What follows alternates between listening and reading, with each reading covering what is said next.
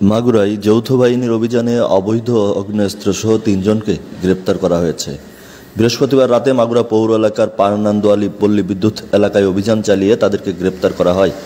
গ্রেপ্তারকৃতরা হলেন পারনান্দোয়ালি পল্লী বিদ্যুৎ পাড়া এলাকার আব্দুল মান্নান মোল্লার ছেলে মোহাম্মদ বিল্লাল হোসেন, একই এলাকার মৃত হান্নান মোল্লার 2 ছেলে মোহাম্মদ রাব্বি মোল্লা ও মোহাম্মদ রবেজ মোল্লা।